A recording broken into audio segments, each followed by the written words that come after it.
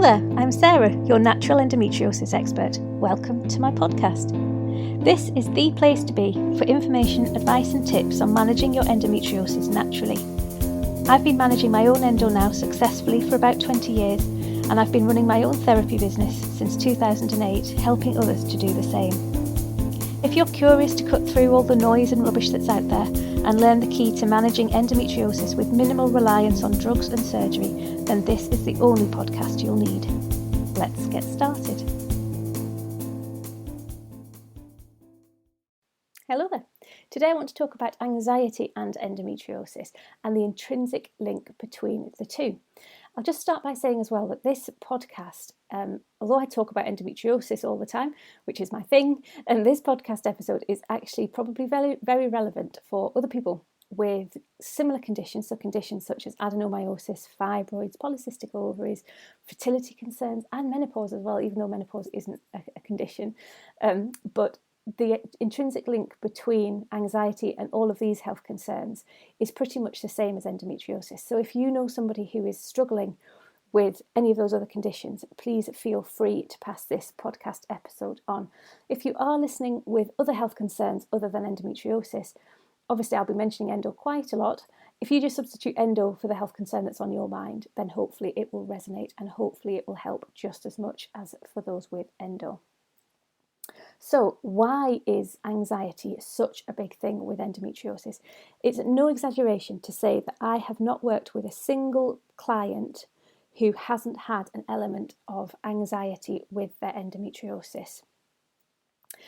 Anxiety, when you hear me talk about root causes, triggers and symptoms, anxiety actually falls into all three of those categories. Not everything does, far from it, but anxiety does. So anxiety can be a symptom of endometriosis, it can be a trigger for endometriosis, and it can also be a root cause of endometriosis. And we'll start with the symptom aspect because that's kind of the easiest in many ways to understand, especially if you're new to this concept of symptom, trigger and cause.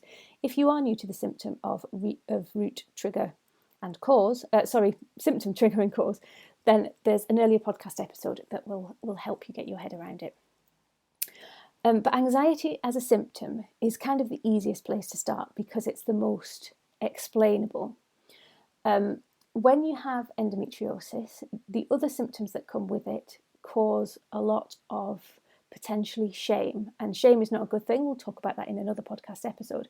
But when we talk about conditions like endo and the symptoms that come with it, we're talking about things like flooding, clotting when you're bleeding, we're talking about bloating, we're talking about fatigue, and all of those things can make social interaction incredibly difficult because of the worry or the fear of the shame of what will happen if this symptom suddenly kicks in. So for example, I have worked with countless clients who have skipped days at work, who have missed social events with friends, who have not even committed to social events with friends because of the worry of flooding, because of the worry of pain, because of the worry of their energy levels. They're just not going to have enough energy to be able to carry out the task, in inverted commas, of the meeting, whether that be friends or work.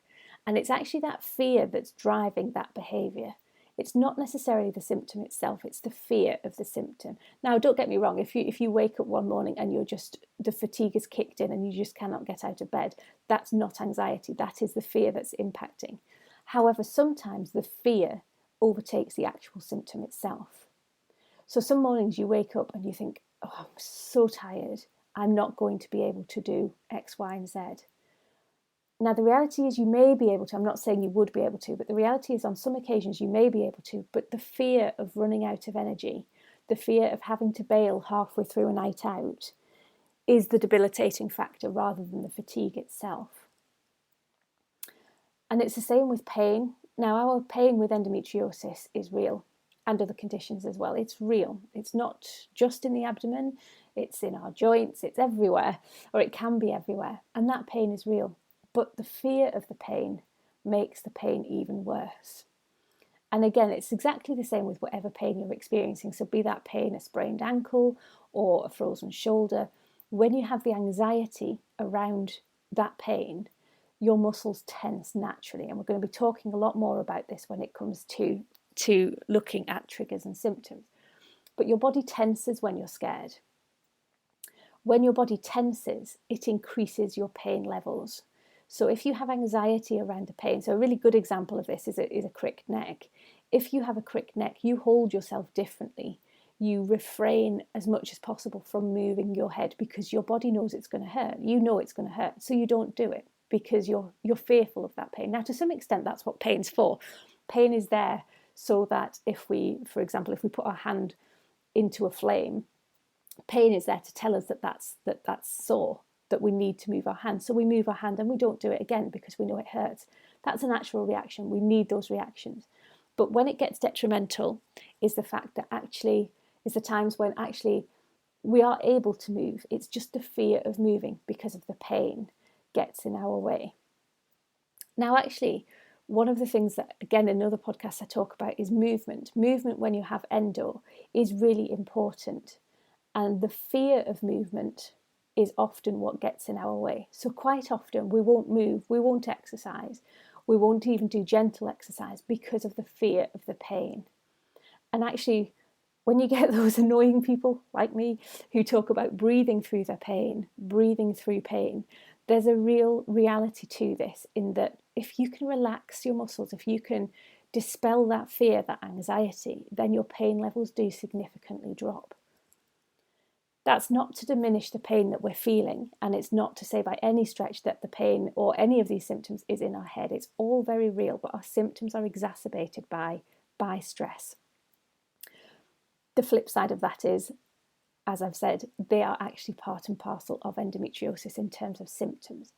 So we get worried about our endometriosis. We also get worried about the fact that our body isn't performing as we want to. We get annoyed, we get anxious, we get annoyed and anxious about the future. So we worry about things like having children, we worry about things like when we're going to feel better.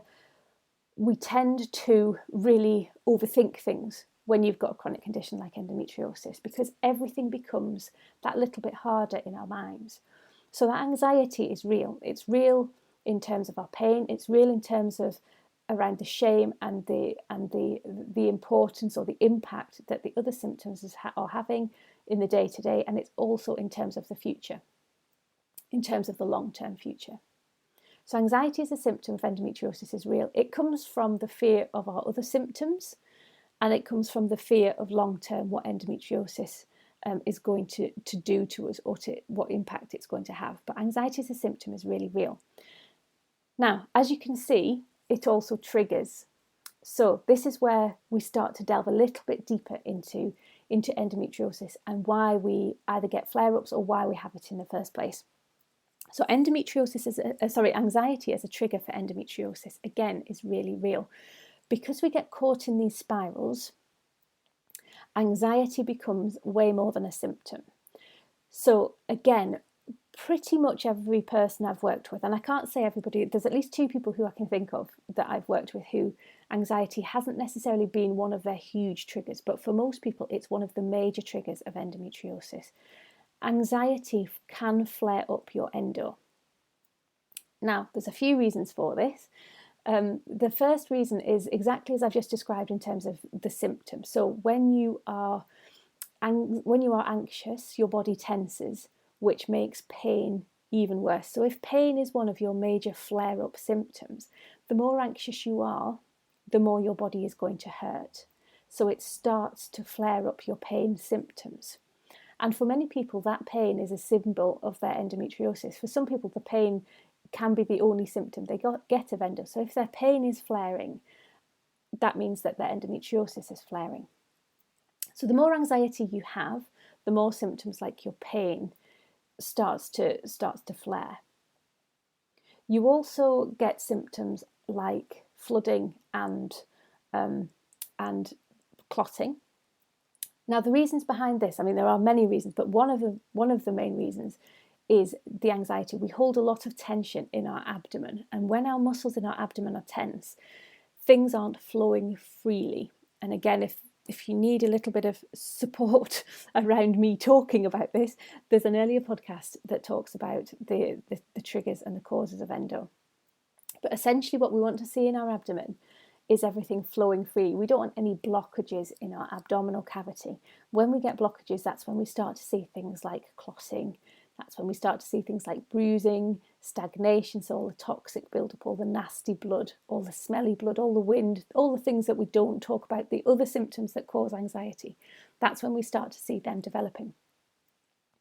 So the more tension we're holding in our stomachs, the more we see those symptoms as well. So the more we start to see clotting, the more we start to see flooding, the more we start to see the IBS type symptoms. If your stomach is tense, if you are tensing up in your abdomen, then you will start to get stomach problems. You will start to see your tummy reacting in a not normal, in a not healthy way. So you will start to see constipation. You will start to see diarrhea. You will start to see potentially even blood when you go to the toilet. And again, there's different reasons for this. Obviously, there's lesions and things that we see with endo.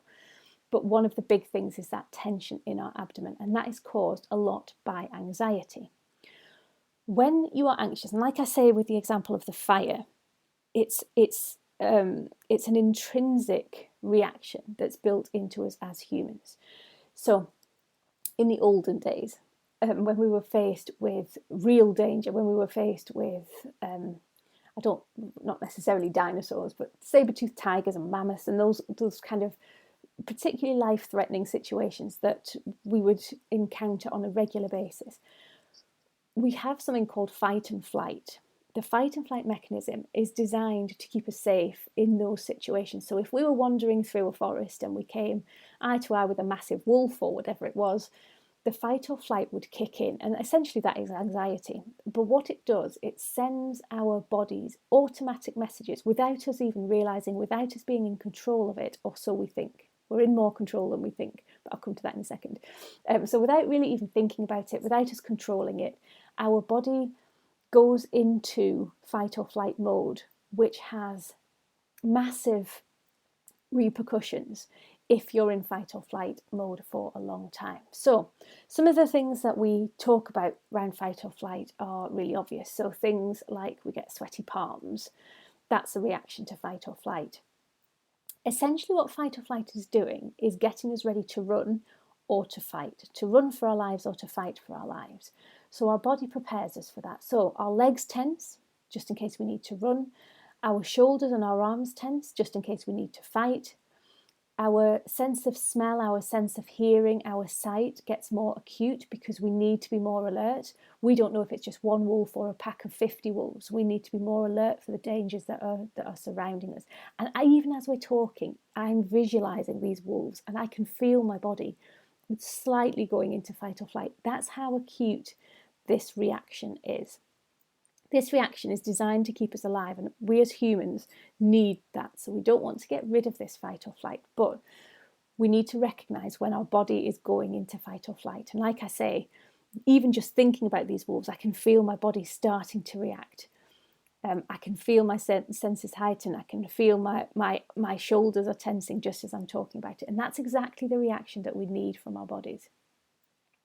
One of the things we don't necessarily talk about as much with fight or flight is the other thing that happens to our bodies.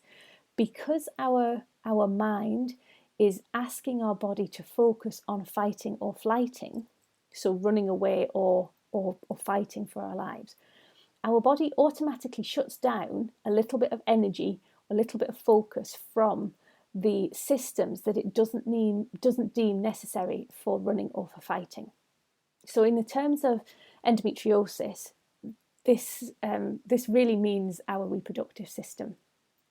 It does the same for our digestive system, which can impact as well. So when we talk about the IBS type symptoms, a lot of that comes from the stress reaction that our body doesn't deem our digestive system particularly important. So when we talk about sort of dodgy tummies, nervous tummies, that's exactly what's happening. It's our body is saying, well, hang on, we don't need our digestive system if we're going to be running or fighting. So we will, to put it crudely, we will either dump what we don't need, what's going to slow us down, which is when we think, oh my goodness, I've got to go to the toilet. That's our body dumping what it doesn't need because we may need to run fast. We don't want anything to slow us down. Or the last thing we want when we're running or fighting is to stop because we fancy well, I was going to say a 3-course meal. We wouldn't have that in the forest in the olden days, but you're not going to be running through the forest away from a wolf and suddenly spy a tasty branch and stop and have a nibble. So our appetite changes, our digestive system changes because our mind doesn't deem it important to running or to fighting. And that's exactly the same for our reproductive system. If you're running away or if you're fighting, you're not suddenly going to think, I really fancy a child, or, I feel a bit frisky. That's just not going to be on the cards if you're fighting or you're flighting. Again, our body deems it unnecessary for survival at that point. So it doesn't shut it down completely, but what it does is take away energy from that system. So in effect, it puts it into sleep mode. So it's still functioning, but it's not functioning to the best of its capability. It's doing what it needs to do to stay alive. So the reproductive system is still there, but it's on sleep mode. That's the best way I can describe it. So when you have anxiety as a symptom of your endometriosis, then your body, or anything, if you are living with anxiety in its own right, because again, a lot of the people I work with have a dual diagnosis of general anxiety disorder, or not just anxiety, but solely anxiety. That means that you're living in a constant fear. You're living in that constant fight or flight mode. So your body is constantly thinking that your reproductive system isn't needed. So your reproductive system, as well as a few other things, are constantly in sleep mode. And that's heightened because when you actually have something, if you're living with this constant kind of dull fight or flight, when you do have added anxiety, so if you're having a flare-up, if anxiety is peaking, because of endo, or because of a driving test or a job interview, or because you feel like you've got to ring in sick, because that's not a nice thing to do. Contrary to what a lot of people think in our workplaces, we don't enjoy ringing in sick. So if you're having to ring in sick, if you're having to do these things that you don't want to do, your anxiety is peaking again. So again, that's having a massive impact on your reproductive system.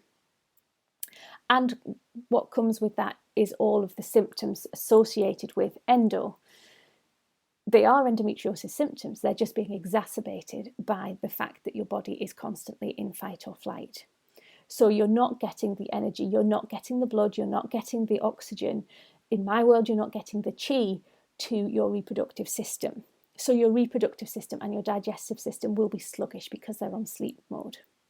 So that's when anxiety becomes a trigger for endometriosis as well. Because your body has at its core an innate ability to heal itself, but when it's on sleep mode, it doesn't have that ability because it doesn't deem it that important. So if you can reduce your anxiety, if you can reduce the times that your body goes into fight or flight, or the amount of time your body is in fight or flight, you are automatically nurturing your reproductive system more, and you're giving your reproductive system a chance to repair itself. You're telling your body that your reproductive system is important. Now, even if you have been through hysterectomy, even if children are not an option for you, that does not mean that we don't want this reproductive system to be functioning properly, because although it's called a reproductive system, it's much, much more than just reproduction. This is our balance of our hormones. This is intrinsic not only to endometriosis, but to so many other things that happen for us health-wise, and emotional health, not just physical health. So when we talk about hormone balance, when I talk about hormone balance, stress and anxiety are huge, massive, massive cause of hormone imbalance. And that's essentially why, because the body doesn't deem this reproductive system, in inverted commas, this whole system, as important. So therefore, everything is just on sleep mode. And again, there are other things, but hopefully you can start to see the impact that anxiety can have. So if you have anxiety as a symptom of your endo, it can be triggering your endo flare-ups as well. So that's why it's so important. If you can get to grips with your anxiety, you are already making huge steps towards managing your endometriosis naturally. What I do isn't magic. There's no magic trick to managing endometriosis. anxiety is one of the cornerstones of what I do and people like me. So if you can really understand whether endometriosis, in the first instance, whether endometriosis is a trigger for your, whether anxiety is a trigger for your endometriosis, then you're halfway to managing your endo. Well, possibly not halfway, but it's a good step towards managing your endometriosis.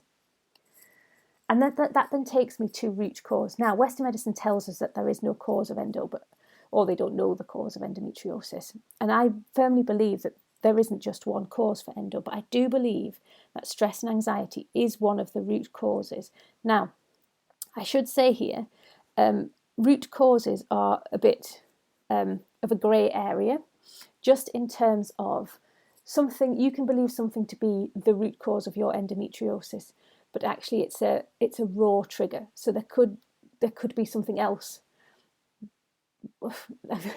There could be something else that's one of the root causes, and actually anxiety is a core trigger. It's slightly different. That's for another podcast. But what we want to see is we need to go way back and understand what we had before we had our endometriosis. When I talk about anxiety as a root cause of endometriosis, we're not talking about sort of light anxiety, if you will. We're talking trauma. We're talking deep-seated fear. And this could be childhood, it could be adolescence. So it's important to understand what came first. Now, even if your endometriosis was already there, if you had another root cause, but you had this trauma response, that trauma response could be a major trigger, or it could be one of the root causes if you think that it came first. So for all the reasons we've talked about anxiety being detrimental to our reproductive system, if you had no signs of endometriosis, but you had this trauma response, you had a deep-seated fear response before your endo symptoms kicked in, and then this trauma response started before your endo, so maybe a year, maybe 2 years, depends on the severity of the trauma response, that can be one of the causes of your endometriosis. So this is a slightly harder one to combat, because it's quite hard to combat a deep-seated anxiety, a deep-seated fear by yourself. But if you think that this is you, so if you do have this trauma response, if you have had something that's happened in your past that you're holding on to, this could well be a major trigger or a root cause of your endometriosis. Now, that's not to say that if you clear this trauma, your endo will disappear, because like I say, there tends to be more than one root cause for endometriosis. But again, like I say, I've worked with so many women who have this trauma and who, once we've cleared this trauma, this is the key to living without their endometriosis. We can't say it cures it, because it will not be cured. There is always a chance that this can come back, that endometriosis comes back.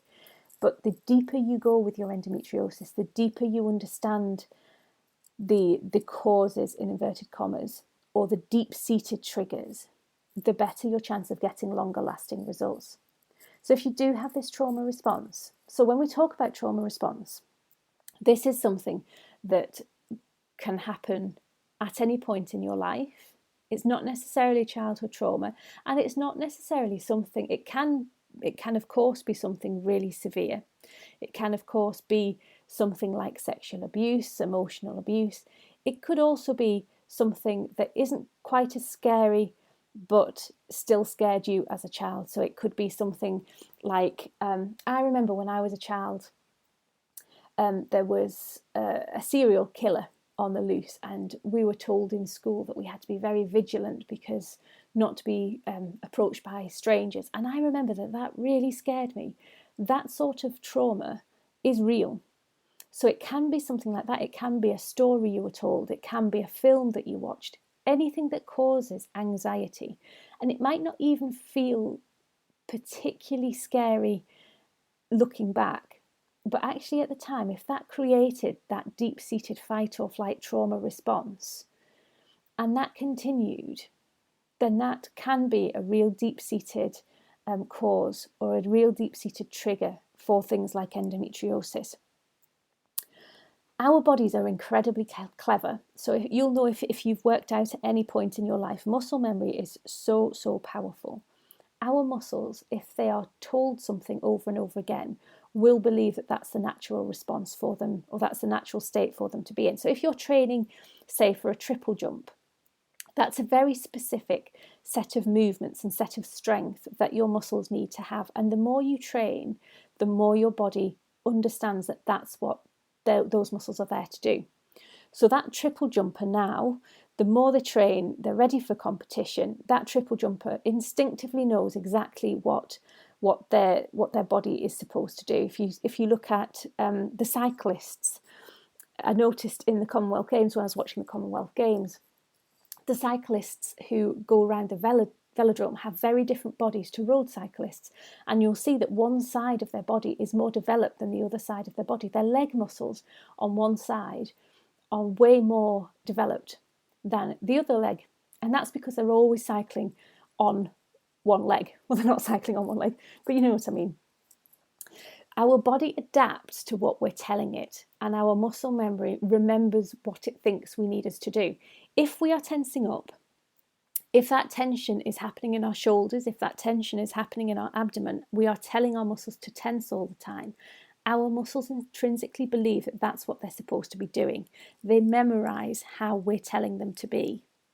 So quite often, if you've lived with trauma, if you've lived with anxiety for a long time, the muscles will still respond as if you're in trauma, even when psychologically you've healed that trauma. So you may well be, as an adult, you may well be sitting here thinking, well, yes, okay, I had this happen at this time and it was traumatic at the time, but I've no emotions left with that. And that could be true. You may have done a lot of work on clearing your emotions, but just check in with your physical body. Does the impact of that trauma, of that anxiety, still reside in your physical body? Are your muscles still tense? Quite often we do quite a lot of work on our emotional side, but we neglect the physical side. We might go to the gym, we might train, we might run, we might do whatever it is, physical exercise, physical movement to get ourselves fit and healthy. But the muscle memory from that trauma is still there. If you've worked with me or if you've heard me talk about emotions sitting within muscles, this is a really good example of how this can happen. So, for example, just to sort of lighten the mood a little bit, if you get stressed at work, if you have a particular deadline or if you have a particular colleague that's hard to get on with and that is causing you anxiety, you may well feel that in your shoulders. Your shoulders may well tense up. Before I specialised in women's health, although I've always treated people with women's health concerns, I also used to treat other people as well. And quite often people just used to come to me because they just wanted relaxation, because they were having a tough week at work. And if you've ever been for a massage, you will have heard people say, oh, you are stressed, aren't you? There's a lot of tension here in your shoulders. That's because most people, or a lot of people, carry their stress and anxiety in their shoulders. Again, fight or flight. You're bracing yourself to hit somebody, so your shoulders are tensing up. If you've got that anxiety, if you've got that anxiety over a long period of time, that tension becomes normal. So your shoulders think it's normal to be punched, or your shoulders think it's normal to be ready to hit somebody. So you're living with that stress and anxiety, and your shoulders are reflecting that. That stress and anxiety might dip. So you might no longer feel stressed. You might have passed that emotional state of stress and anxiety, but your shoulders are so used to being tense that they still tense up. And you need the massage to relax the muscles, to remind the muscles that actually that is not their natural stance. Their natural status is to be relaxed, is to be calm. And this is how your body should be. Your neck should be long, your shoulders should be relaxed and down. It's exactly the same in our abdomen. If we're carrying the stress and anxiety from whatever trauma it is in our past, or even it doesn't need to be that trauma response, it can just be prolonged smaller amounts of anxiety. So if you've had anxiety for a number of years, it's exactly the same response.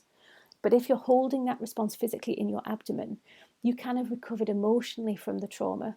You can have recovered emotionally from the prolonged stress, from the prolonged anxiety, but that muscle tension may still be there. So just check in with your body, check in where the areas of tension are. If you've done my free Reiki, I do monthly Reiki healing sessions online for people, for my clients. If you've done those sessions with me, you'll know that 9 times out of 10, I start with a body scan. I ask the participants just to check in with their bodies and identify any areas of stress or tension in the muscles, because that can tell you so much about the stress and anxiety that you're holding on to, even if you're not feeling stressed or anxious. So that's when we get the anxiety as a core trigger or even a root cause of endometriosis. Because it's tensing everything up, because our bodies then become tense as the norm, again, it stops things flowing. So if that tension is in our abdomen, I mean, just as an exercise now, just kind of place your hands on your abdominal cavity. So pop your hands on your tummy and just check in with those abdominal muscles. Are they tense now as you're just sitting there? And just see if you can just relax those muscles.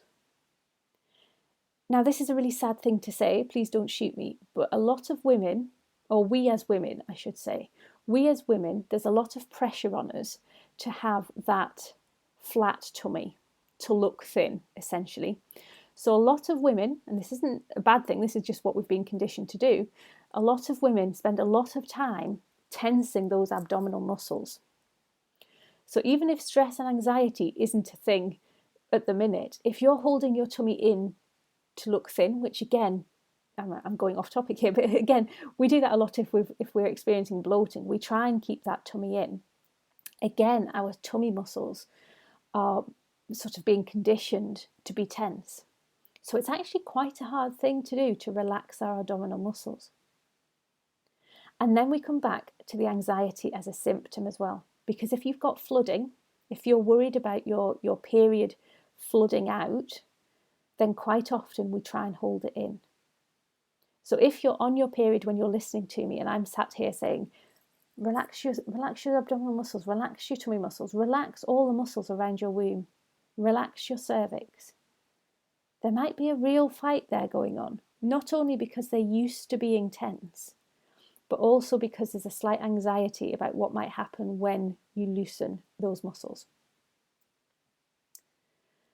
So then we get into that cycle again. That's a symptom. The fact that you're holding on to that is fear of flooding or fear of whatever may happen, wind, whatever may happen. That anxiety is causing you to hold that tension in that abdomen. So you can see how easy it is to get into this cycle of symptom, trigger, cause.